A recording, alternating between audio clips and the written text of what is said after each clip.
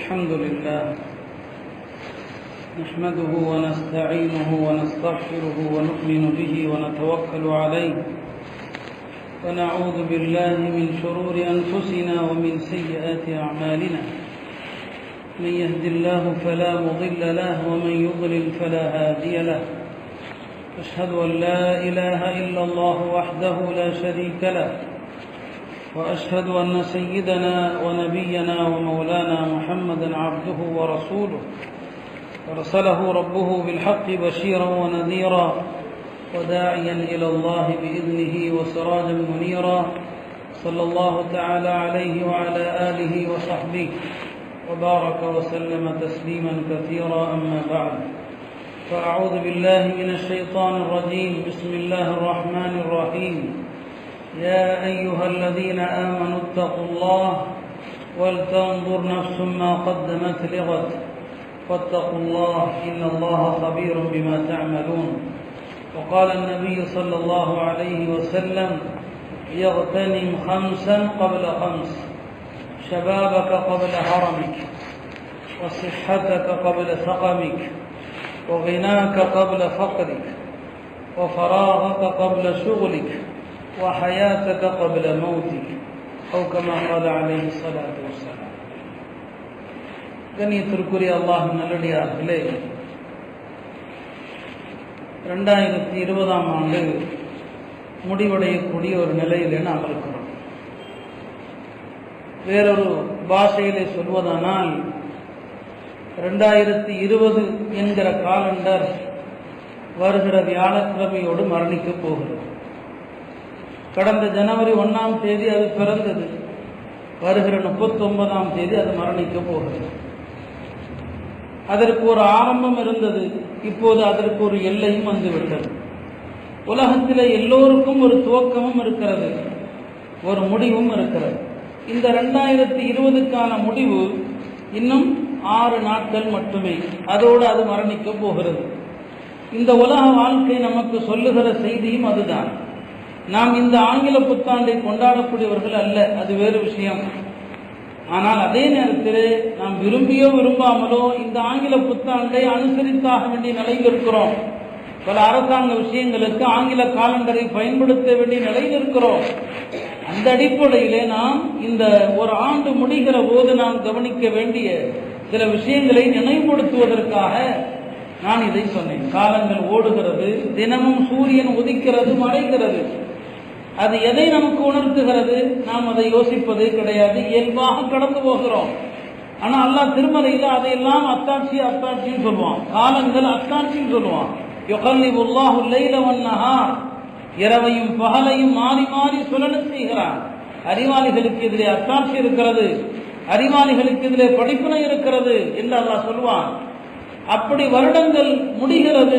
அதுவும் இந்த 2020 மறக்க முடியுமா என்ன? யாராவது யோசிக்க முடியுமா என்ன? அதிலே ஆரம்பித்தது இன்னும் முடியவில்லை. கவலையாக இருக்கிறது, மறுபடியும் தொடருமோ என்று அச்சுறுத்தி கொண்டிருக்கிற ஒரு காலத்தில் இருக்கிறோம்.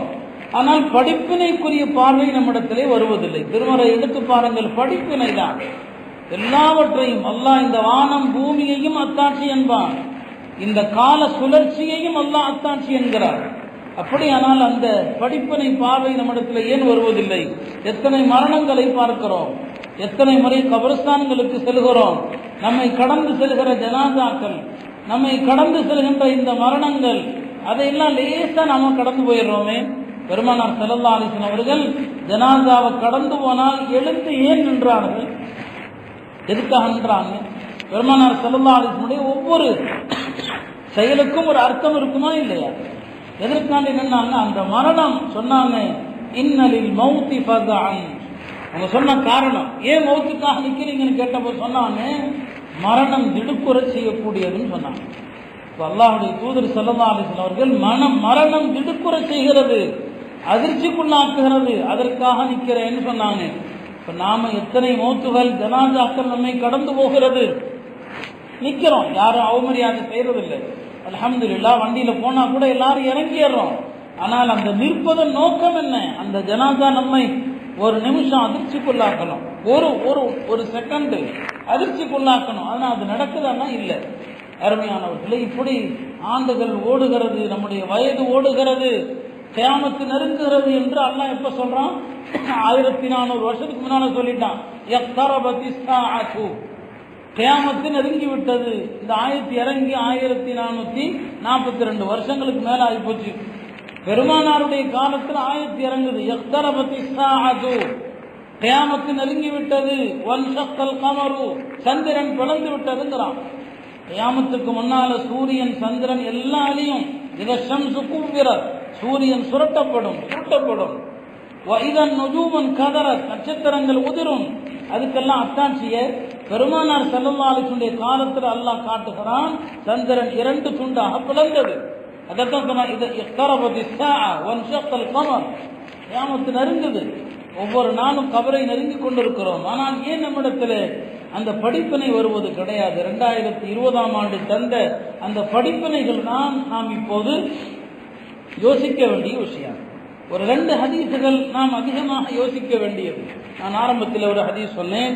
பெருமானார் ஸல்லல்லாஹு அலைஹி வஸல்லம் அவர்கள் சொல்வார்கள், யக்தனிம் ஹம்ஸன் கப்ல ஹம்ஸின், 5 விஷயங்களுக்கு முன்னால் 5 விஷயங்களை பயன்படுத்திக் கொள்ளுங்கள். 5 நிலைகள்.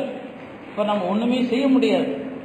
அப்ப நாம கையேற நிலையில் ஆயிடுவோம். அந்த 5 நிலைக்கு முன்னால 5 நிலைகளை பயன்படுத்திக் கொள்ளுங்கள் என்று சொன்னாங்க. அதுல முதன்மையாக எதை சொல்றாங்க பாருங்க பெருமானார் ஸல்லல்லாஹு அலைஹி வஸல்லம் அவர்கள், ஷபாபக கப்ல ஹரமிக், முதுமைக்கு முன்னால் வாலிபத்தை பயன்படுத்துங்கள்.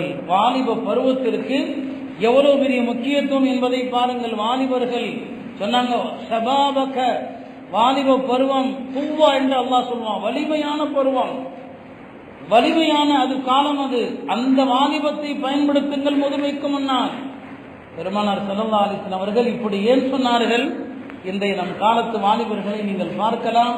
இன்றைய வாலிபர்கள் எந்நேரமும் எதிலே செலவிட்டுக் கொண்டிருக்கிறார்கள். அதுவும் இந்த லாக்டவுன் காலத்தை ஒட்டி, பள்ளிகள் கல்லூரிகள் திறக்கப்படாததை ஒட்டி, ஆன்லைன் வகுப்புகள் என்கிற பெயரில் எல்லா பிள்ளைகளுக்கும் காசு இருந்தவங்க இல்லாதவங்க போனை வாங்கி கொடுத்துட்டாங்க. அவன் பள்ளி பாடத்தை பார்க்கிறானோ இல்லையோ, மற்ற எல்லாத்தையும் பார்த்துட்டு தான் இருக்கிறான். இந்த செல்போன்னால எவ்வளவு நம்முடைய இளமை, இந்த வாலிபர்களுடைய ஆரோக்கியம் எவ்வளவு பாலாகி போனது. எல்லாம் பயப்படுறாங்க. என்னென்ன நோய்களை இவங்க சந்திப்பாங்களோ தெரியாது, என்னென்ன உடல் உபாதைகள் இவங்களுக்கு வருமோன்னு தெரியாது. ஏன்னா அந்த போனை பார்த்து பார்த்து பார்த்து கண் பார்வை போயிடுச்சு, கழுத்து வலி, உடல்ல விதவிதமான வலிகள். அல்லாஹ்வுடைய தூதர் ஸல்லல்லாஹு அலைஹி வஸல்லம் அவர்கள் இப்படியெல்லாம் உலகத்தில் என்னென்ன நடக்கும் எல்லாத்தையும் நமக்கு சொல்லிட்டாங்க. நடக்க போற அத்தனையும் சொன்னாங்க. ஒரு நாள் காலையிலிருந்து மாலை மக்ரிப் வரை சொன்னாங்க. உலக அழிவுக்கு முன்னால உலகத்தில் என்னென்ன நடக்கும் எல்லாம் சொல்லப்பட்டதுதான். ஹஜ்ரத் ஹுதைஃபா சொல்வார்கள், ரசூல் ஸல்லல்லாஹு அலைஹி வஸல்லம் அவர்கள் எங்களுக்கு அலம பிமா கான வமா யகூன், நடந்தவை நடக்க போகிறவை எல்லாத்தையும் சொல்லிட்டு போயிட்டாங்க. கியாமத்துக்கு முன்னால இப்படிப்பட்ட காலங்கள் வரும். என்ன கொரோனான்னு ஒரு பேர் தான் கிடையாது ஹதீஸ்ல, ஒரு பெயர் தான் இல்லையே தவிர இப்படியெல்லாம் காலங்கள் வரும் என்பது ஹதீஸிலே முன்னறிவிப்பு செய்யப்பட்டதுதான். சொல்றாங்க, ஷபாப, உங்களுடைய வாலிபத்தை பயன்படுத்துங்கள். கபில ஹரமிக்க, முதுமைக்கு முன்னால். முதுமையில ஒன்றும் செய்ய முடியாது. அடுத்த 2வது சொல்றான், நம்ம பலருக்கும் வாலிபம் இப்ப இல்லாம இருக்கலாம், நரைச்சிருக்கலாம், எல்லாருக்குமே நரைச்சிருச்சு. நரைக்கிறத பத்தி கூட யோசிக்கணும். முடி நரைக்கிறது 2 காரணத்தினால. உலக கவலையினால நரைக்கிறவர்களும் உண்டு. நம்ம எல்லாத்துக்கும் உலக கவலையினால தான் நரைக்குது.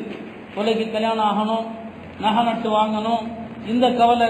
பசங்களுக்கு ஏதாவது வியாபாரம் ஏற்பாடு செய்யணும், பிள்ளைங்களுடைய எதிர்காலம், இந்த கவலையில நரைப்பது தான் அதிகம். ஆனா பெருமானாருக்கும் தாடி நரைத்தது. எதனால நரைச்சது தெரியுமா அவங்களுக்கு? அவங்க சொன்னாங்க, ஷய்யபத்னி ஹூதுன் வ அகவாத்துஹா, குர்ஆன்ல உள்ள ஹூதுங்கிற அத்தியாயம், இந்த சூறாவும் இதுபோல் உள்ள சூறாவும் என் தாடியை, என் முடியை நரைக்க வச்சிருச்சுன்னு சொன்னாங்க. என்ன அர்த்தம் அதற்கு? இந்த சூறாக்கள்ல அல்லாஹ் பெருமானாரை பார்த்து சொன்னா, ஃபஸ்தகிம் கமா உமிர்த, நபியே நீங்கள் இந்த மார்க்கத்தில் என்ன சொல்லப்பட்டதோ அதை செய்வதிலே நிலைத்து நில்லுங்கள் என்று சொன்னா, மார்க்கத்தில் எப்படி நிலைத்து போனோம் தெரியல, அந்த கவலையில எனக்கு நரைச்சிருச்சுன்னு சொன்னாங்க. தீனுடைய கவலையில தலைமுடி தாடி முடி நரைத்தால் அது நூறு, அது பிரகாசம். ஆனா உலக கவலையில நரைச்சது அது துன்யா துன்யா துன்யா. அல்லாஹ் பெருமானார் துஆ செய்வாங்க, லா தஜஅல் அத்-துன்யா அக்பர ஹம்மி, யா அல்லாஹ் இந்த துன்யாவுடைய கவலையை பெருங்கவலையாக எனக்கு ஆக்கி விடாதே. அருமையானவர்களே, நம்முடைய தாடி தலைமுடி நரைக்கிறது கூட ஆகிரத்தை பற்றிய பயத்தினால நரைக்கணும், துன்யாவுடைய கவலையினால நரைக்க கூடாது. சொன்னாங்க வாலிபம் முதுமைக்கு முன்னால. ரெண்டாவதா சொன்னாங்க சிஹத்தக கபில ஸகமி, பெரிய அல்ஹம்துலில்லாஹ் ஆரோக்கியமா இருக்கிறோம், அல்லாஹ் ஆரோக்கியமான வாழ்க்கையை மௌத்து வரைக்கும் தருவானாக. ஆரோக்கியமா இருக்கிறோம், நோய் வருவதற்கு முன்னால் இந்த ஆரோக்கியத்தை பயன்படுத்துங்கள். எப்ப நோய் வரும் இந்த காலத்தில் சொல்லவே முடியாது. அறிகுறி இல்லாம நேற்று வரை நல்லா இருந்தவன் திடீர்னு நோயாளி, திடீர்னு படுத்தலாம். வாலிபர்கள் வயோதிகர்கள் அல்ல, திடீரென படுத்து விடுகிறான், திடீரென்று நோய், என்ன நோயினே தெரியல. அப்படிப்பட்ட காலத்தில் வாழுகிறோம். எனவே நோய் எப்போ வரும் தெரியாது. அந்த நோய் வரக்கூடிய காலத்திற்கு முன்னால் ஆரோக்கியத்தை பயன்படுத்துங்கள் என்று சொன்னான். மூணாவது சொன்னாங்க வறுமைக்கு முன்னால் இருக்கிற செல்வத்தை தர்மங்கள் செய்யுங்கள். வறுமை வர்றதுக்கு முன்னால் அதை கொடுங்க. வேலைகள் வருவதற்கு முன்னால ஓய்வு காலத்தை பயன்படுத்துங்கள். மரணத்துக்கு முன்னால் உங்களுடைய வாழ்வை பயன்படுத்துங்க. அருமையானவர்களே, வாழ்க்கை இப்படியே போகுது. எத்தனை பேர் நம்ம 40 கடந்துட்டோம். 40 வயசை தாண்டிய பிறகு மனம் பக்குவப்படலைன்னு சொன்னா உலமாக்கள் சொல்லுவாங்க, மௌத்து வரைக்கும் மனம் பக்குவப்படாது. எல்லாம் பாதுகாக்க 40க்கு மேல மனம் தயாராகிடணும், எல்லா நல்ல விஷயங்களையும் ஏற்பதற்கு தயாராகிடணும். 40 வயசு தான் இல்லை. 40 வயசுக்கு மேலையும் ஒருத்தனுக்கு ஆசை பெண்கள் மீது, உலக பொருள்கள் மீது. அல்லாஹ் சொல்றான், மக்களுக்கு அழகா காட்டப்பட்டிருக்குது. இந்த உலக ஆசைகள் மினன் நிசா வல் பனி, பெண் ஆசை, குழந்தைகளுடைய ஆசை. 40 வயசுக்கு மேல ஆசுரத்துடைய ஆசை வரணும். வரல அதுக்கப்புறம் வராது. 60 வயசு ஆயிடுச்சுன்னு வைங்க, பெருமானார் சொன்னாங்க 60 வயசுக்கு பிறகு ஒருத்தன் பாவம் செஞ்சா அல்லாஹ் சொல்லிடுறான், இனிமே உனக்கு பாவ மன்னிப்பு கிடையாது. 60 வயசு தான் கடைசி எல்லாம் அல்லாஹ் தருகிறான். 60 வயசு வரைக்கும் விட்டு வைக்கிறான். சரி, என் அடியான் எப்பயாவது திருந்தட்டும். அல்லாஹ் நல்சனா சொன்னாங்க, யாருக்கு அல்லாஹ் 60 வயசு கொடுத்துட்டானோ அதுக்கப்புறம் அவன் அல்லாஹ்ட்ட சாக்கு போக்கு சொன்னா ஏத்துக்கவே மாட்டான். அல்லாஹ் 60 வயசு தான் கடைசி இல்லை. எத்தனை பேர் 60 தாண்டி இருக்கிறோம் யோசிச்சு பாருங்க. இப்போ வாழ்க்கை எத்தனை வருஷங்கள் ஓடுகிறது. நம்ம படிப்பினைக்குரிய பார்வை நம்மகிட்ட இருக்குதா இல்லை, எப்போ என்ன நடக்குன்னே தெரியாது. இப்போ நடக்கிற காலத்தை பார்த்தா ரொம்ப அச்சமா இருக்குது. இது கொரோனா யுகம் இப்போ முடியாது போல் தெரியுது. 2021 தொடங்குவதற்கான அறிகுறிகளை பார்க்குறோம். நீங்கள் செய்திகளை படிக்க தான் செய்றீங்க இல்லையா? இப்போ பிரிட்டன்ல அங்கே இங்கேன்னு வருது, வேகமாக வருது. என்ன செய்ய போகிறாங்களோ தெரியல. நம்ம கவலை எல்லாம் ஒவ்வொருத்தருக்கும் ஒரு கவலை இருக்கலாம். ரப்பே, வரக்கூடிய ரமதானாவது எங்களுக்கு ஆரோக்கியமாக கிடைக்கும். இன்னும் 3 வருஷம் தான், 3 மாசம் தான் இன்னும். அந்த கவலை நமக்கு ஏன்னா இது அப்படியே தொடரும் போல் தருகிறது. எனக்கு ஒரு ஹதீஸ் தான் ரொம்ப பயமுறுத்துகிறது. பெருமானார் ஸல்லல்லாஹு அலைஹி வஸல்லம் அவர்கள் தஜ்ஜால் வருவதற்கு முன்னால உலகத்தில் ஒரு 3 வருஷம் பெரிய சோதனை ஏற்படும் சொன்னாங்க. 1 வருஷம் முடிஞ்சிருச்சு, 2020. இவங்க கொண்டு போறது பார்த்தா 21 கொண்டு போயிடுவாங்களோ, 22 கொண்டு போயிடும். ஏன்னா ஏற்கனவே அப்படிதான் சொல்லிட்டு இருக்காங்க, கொரோனா 2022 வரைக்கும் இருக்கும். கரெக்டா பார்த்தா 3 வருஷம். இதுவே நம்ம இப்படி அச்சுறுத்துகிறதுனா இப்போ தஜ்ஜால் வந்தா உலகம் எப்படி இருக்கும் யோசிச்சு பாருங்க. இப்பதான் ஹதீஸுக்கு அர்த்தம் புரியுது. நபி ஸல்லல்லாஹு அலைஹி வஸல்லம் அவர்கள் ஒவ்வொரு தொழுகையிலும் அஊது பிக்க மின் ஃபித்னத்தில் மஸீஹித் தஜ்ஜால், அல்லாஹ் தஜ்ஜாலுடைய குழப்பத்திலிருந்து பாதுகாப்பு தேடுகிறேன். ஏன் திரும்ப திரும்ப திரும்ப பாதுகாப்பு தேடினாங்க? இந்த கொரோனாவை பார்த்தா நமக்கு தெரியுது, இது நம்ம இப்போதே அச்சுறுத்துகிறது. அல்லாஹ் பாதுகாக்கட்டும். அருமையானவர்களே, என்ன நடக்க போகுதுன்னு தெரியாத ஒரு காலகட்டம். சொன்னாங்க பாதிரு பில் அஅமாலி சபஅன், உலகத்தில் 7 விஷயம் நடக்கிறதுக்கு முன்னால அமல் செஞ்சுக்குங்க. நடக்காது நடக்காது நடக்காது எதையும் சொல்லாதீங்க. நான் போன வாரமே அதான் சொன்னேன், அப்படிலாம் நடக்காதுங்க, அப்படிலாம் நடக்காதுங்க. இப்படி சொல்பவர்கள் உலகத்தில் ஏமாளிகள். ஃபிரௌன் நம்பி இருப்பானா என்னைக்காவது தன்னுடைய மரணம் எங்க வரும்? செங்கடலில் தனக்கு மரணம் வரும், அந்த கடல் அலைகள் மூழ்கி இறப்போம் நினைச்சிருப்பானா? எச்சரிக்கை செய்யப்பட்டது அவனுக்கு. அவன் பெருமையில சொன்னா, எனக்கு போய் கடல்ல மரணமா? வஹாதிஹில் அன்ஹாரு தஜ்ரி மின் தஹ்தி, இந்த ஆறுகள் எல்லாம் எனக்கு கீழே ஓடுதுன்னா, இந்த மிஸ்ர்ல உள்ள ஆறுகள் எனக்கு கீழே ஓடுதுன்னு சொன்ன அவன் நம்பியிருப்பானா என்னைக்காவது தனக்கு செங்கடல்ல மரணம் வரப்போகுது? நம்பல, யாரும் நம்பல. ஆது கூட்டம் நம்பல, சமூது கூட்டம் நம்பல, அழிவு வரும் சொன்னாங்க. ஒரே ஒரு கூட்டம் தான் நபி சொன்ன அறிகுறி வந்ததும் தௌபா செஞ்சாங்க. அது அல்லாஹ் குர்ஆன்லயே சொல்லுவான், கௌம யூனுஸ் ஃபலவுலா கானத் கரியத்துன் ஆமனத் ஃபனஃபஅஹா ஈமானுஹா இல்லா கௌம யூனுஸ். யூனுஸ் அலைஹிஸ்ஸலாமுடைய கூட்டம் மட்டும்தான் வேதனை வர்றதுக்கு முன்னால உஷாராய் தப்பிச்சுட்டாங்கன்னு அல்லாஹ் சொல்றான். நம்ம எல்லாத்தையும் வராதுங்க, என்ன அர்த்தியா வராது, அதெல்லாம் நல்லா இருக்கிறோம், வராது வராது வராது வராதுன்னு சொன்ன எல்லாமே வந்துருச்சு, எல்லாம் வந்துருச்சு. இப்ப என்னத்தை எதிர்பார்க்கணும்? நபி சொல்றாங்க 7 விஷயத்துக்கு முன்னால அமலை சீக்கிரம் செஞ்சுக்குங்க, தயாராகிக்குங்க. 7 விஷயம் என்ன? மறக்க வைக்கும் வறுமை. வறுமையை பத்தி என்ன சொல்றாங்க? மறக்க வைக்கிற வறுமை. ஃபக்ரன் முன்சியன்றாங்க. வறுமை வந்துட்டா மனுஷனுக்கு வேற எந்த சிந்தனையும் இருக்காது. ஏன்னா வயிற்று பொழப்பு தான், சாப்பாடு சாப்பாடு, மனைவி மக்கள் பசியில கஷ்டப்படுறாங்க.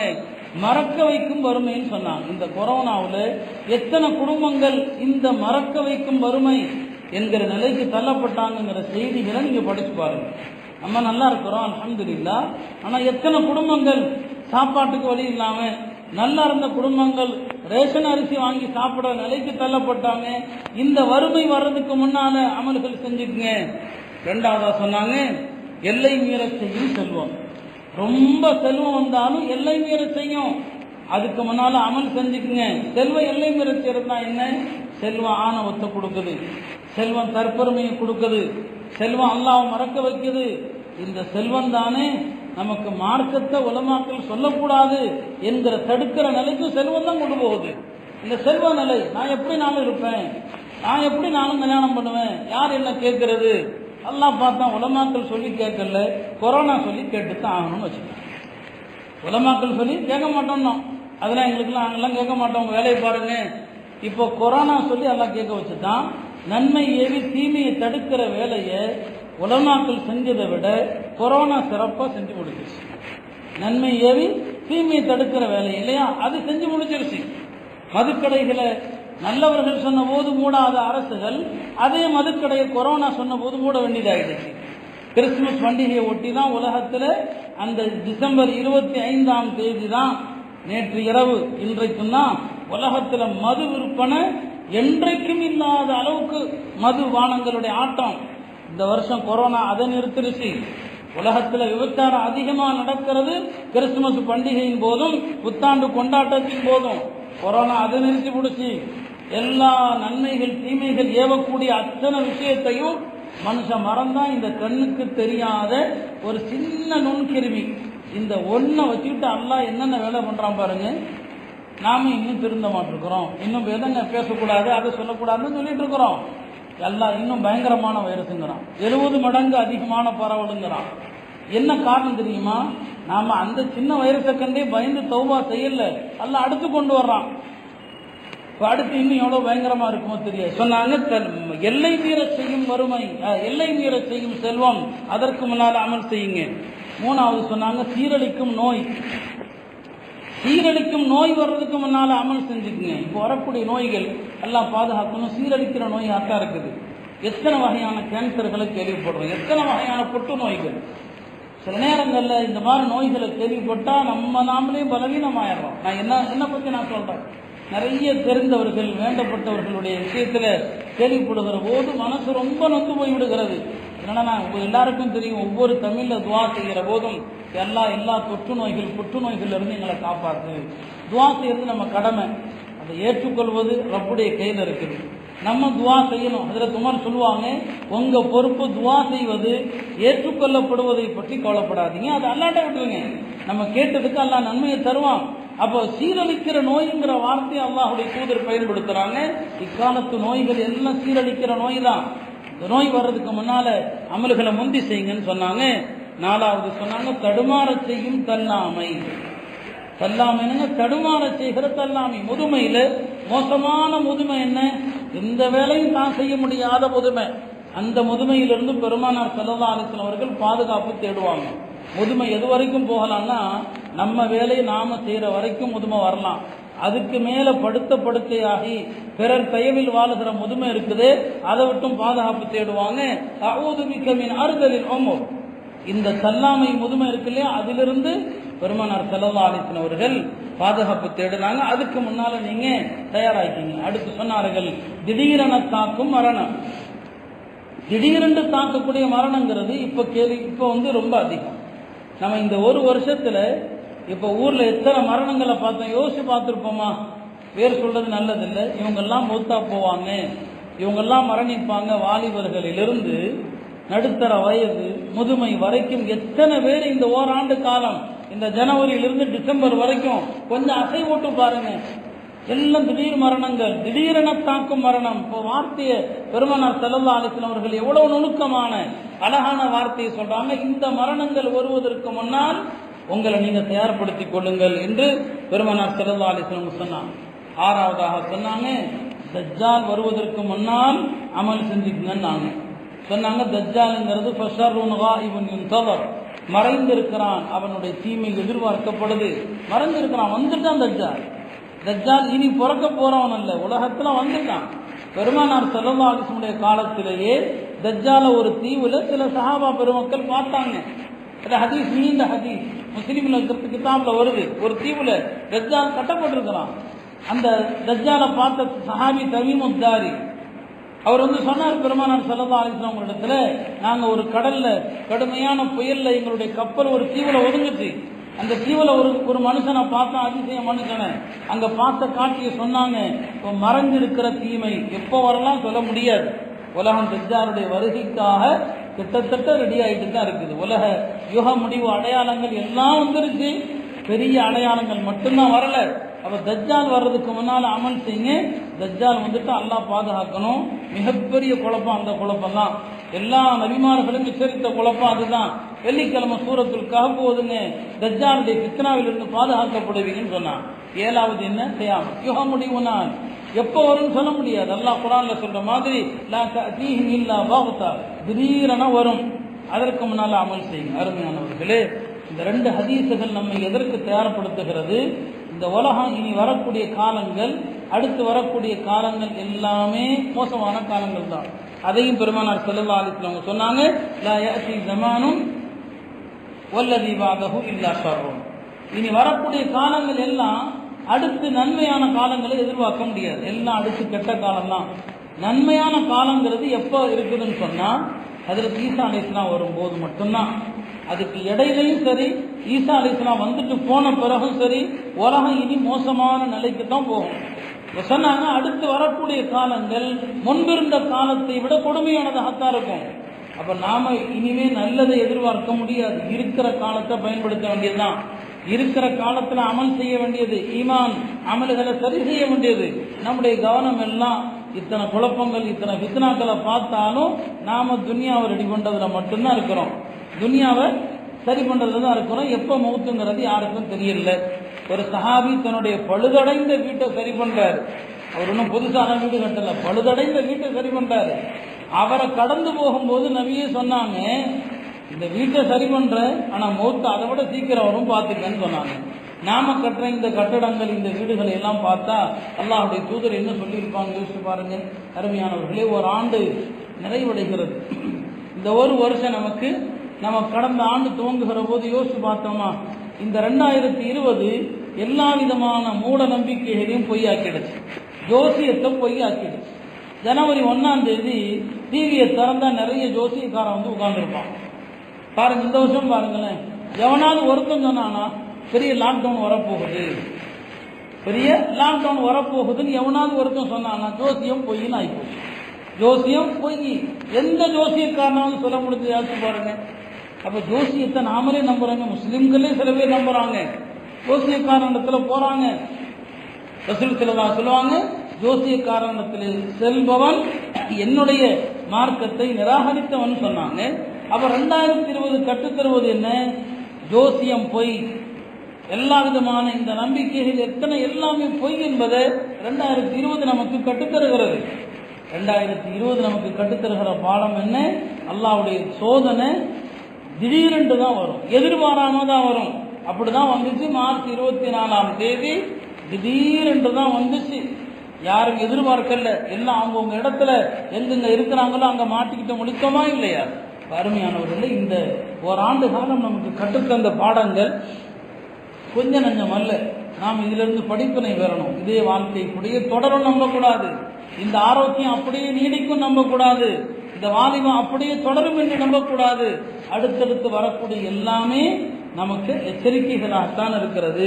இதைத்தான் பெருமானார் ஸல்லல்லாஹு அலைஹி வஸல்லம் அவர்கள் நமக்கு கற்றுக் கொடுத்தான். அருமையானவர்களே, துன்யாங்கிற வாழ்க்கையை வாழ்ந்துட்டு போனோம்னு சொன்னா கபர்ல போய் வைத்ததுமே எல்லாருக்கும் தெரிஞ்ச கேள்வி, நான் பதில் எல்லாரும் சொல்ல முடியாது. கேள்வி தெரியும் எல்லாருக்கும். யார் துன்யான் வாழுகிறானோ கபருக்கு போனதும் அங்க என்ன கேட்கப்படுமோ அவன் சொல்ற பதில் என்ன? ஹா ஹான்னு தான் சொல்லுவான். ஐயோ எனக்கு ஒண்ணுமே தெரியாது, எனக்கு ஒண்ணுமே தெரியாது. யாருடைய கவலை எல்லாம் தீனாக இருந்ததோ, யாருடைய கவலை எல்லாம் ஆகிரத்தாக இருந்ததோ அவங்க தான் பதில் சொல்ல முடியும். இந்த துன்யாங்கிற வாழ்க்கையை நீங்க அமைத்து கொண்டீங்க. பெருமானார் சொன்னாங்க, யாருடைய கவலையெல்லாம் உலகமா இருக்குதோ, காலையில எஞ்சா உலகத்தை பத்தி, கடையை பத்திய கவலை, வியாபாரத்தை பத்தின கவலை, எஞ்சா கவலை, ராத்திரி படுக்கும் போது துன்யாவை பத்தி கவலை. யார் தன்னுடைய முழு நேர சிந்தனை துன்யாவாக்கியறானோ அல்லாஹ் அவனுடைய நெத்தியில வறுமையை பத்தி அச்சத்தை எழுதிடுவான்னு சொன்னாங்க. இப்போ அவங்க தான் வறுமைக்கு பயப்படுவாங்க. வறுமைக்கு பயப்படுறது யாரு? எல்லா நேரமும் சிந்தனை பூரா துன்யாவை தவிர வேற எந்த சிந்தனையும் கிடையாது. அல்லாஹ் இவர்களுக்கு தான் வறுமை பற்றிய அச்சத்தை ஏற்படுத்துவான் என்று பெருமானார் ஸல்லல்லாஹு அலைஹி வஸல்லம் சொன்னாங்க. அதனால அருமையானவர்களே, நாம இந்த 2020 முடிகிற நேரத்தில் நாம கற்றுக்கொள்ள வேண்டிய பாடம், துன்யாவை உள்ளத்திலிருந்து எடுங்க. துன்யா நம்முடைய கையில தான் இருக்கணும், துன்யா நம்முடைய பாக்கெட்ல தான் இருக்கணும், உள்ளத்துல இருக்கக்கூடாது. துன்யாவை விடுங்கன்னு யாரும் சொல்ல மாட்டாங்க. ஷேக் முஹிதீன் அப்துல் காதிர் ஜீலானி ரலியல்லாஹு அன்ஹு அவர்கள் ரொம்ப அழகா சொன்னாங்க, துன்யா இருக்குது, அது என்னுடைய பாக்கெட்ல நான் இடம் கொடுப்பேன். என் பாக்கெட்ல துன்யா இருக்கலாம். துன்யாவுக்கு நான் என் வீட்டில் இடம் கொடுப்பேன். துன்யாவுக்கு என்னுடைய வீட்டு பீரோல இடம் கொடுப்பேன். என்னுடைய வீட்டில் உள்ள பெட்டிகளை இடம் கொடுப்பேன். ஆனா என்னுடைய கல்வில இடம் கொடுக்க மாட்டேன்னு சொன்னாங்க. இதுதான் உண்மையான உலக பற்றின்மை என்பது. இதுதான் துன்யா இருக்கலாம், துன்யா கையில இருக்கலாம், சட்ட பாக்கெட்ல இருக்கலாம், வீட்டில் உள்ள பீரோல பெட்டியில இருக்கலாம். துன்யா கல்புல இருக்கக்கூடாது. கல்புல இருந்துச்சுன்னு சொன்னா அது உங்களை கவிழ்த்து நாசமாக்கி விடும். இதுதான் உலகம், மார்க்கம் நமக்கு கற்றுத்தருவது, சான்றோர்கள் நமக்கு கற்றுத்தருவது இந்த உண்மையை தான். எனவே இந்த கொரோனா போன்ற ஒரு கொடிய இந்த சோதனையான காலத்தை பார்த்த பிறகும் கூட நாம் உலகத்தினுடைய ஹகீகத் என்ன, உலகத்தினுடைய உண்மை நிலை என்ன, இதை விளங்காம வாழ்ந்தோம்னு சொன்னா நம்மை விட ஏமாளிகள் யாரும் இருக்க முடியாது. அல்லாஹ் குர்ஆன்ல சொல்வா, லா தகுர்ரன்னகுமுல் ஹயாத்துத் துன்யா, இந்த உலக வாழ்க்கை உங்களை ஏமாத்திர வேண்டாம், உலக வாழ்க்கை உங்களை மயக்கிவிட வேண்டாம் என்று சொல்லுவான். எனவே இந்த ஆண்டு முடிகிற நேரத்தில் நாம படிப்பினைகள் பெறுவோம். பிற சமூகங்கள் மாதிரி நம்முடைய வாழ்க்கை இல்லாம நாம அவங்கள மாதிரி பட்டாசு போட்டுக்கிட்டு, நான் தீபாவளி போய் சொன்னேன், பக்கத்து கிராமத்தில் வாழுகிற மாற்று மத சகோதரர்கள் கூட அவ்வளோ பட்டாசு வெடிக்கல, வல்லப்பட்டியில் அவ்வளோ பட்டாசு வெடிச்சது. பெற்றோர்கள் வாங்கி கொடுக்க போய் தானே நடக்குது. இப்போ இந்த கிறிஸ்துமஸுக்கும் போட்டாலும் போடுவாங்க. புத்தாண்டு அன்னைக்கு என்ன ஆட்டம் நடக்க போதோ அல்லாதான் அறிவான். இப்போ நம்ம இந்த புத்தாண்டுகளுக்கு உலகம் என்னென்ன ஆட்டத்தை ஆடியதோ கொரோனா வச்சு அல்லாஹ் எல்லாத்தையுமே தடுத்துட்டான். இல்லைன்னா புத்தாண்டு இரவுல உலகம் முழுக்க நடக்கிற அட்டூழியங்கள் அனாச்சாரங்களுக்கு அளவே கிடையாது. எல்லாவற்றுக்கும் இந்த அதார், கொரோனா என்கிற அதார்.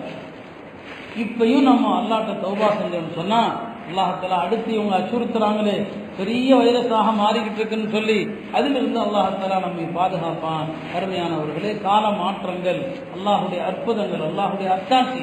எனவே இந்த கால மாற்றத்தை இறைவனுடைய படிப்பினையாக எடுத்துக்கொண்டு நம்முடைய ஆயுள்ல ஒரு பங்கு போகுதுன்னு சொன்னா நம்ம கபர்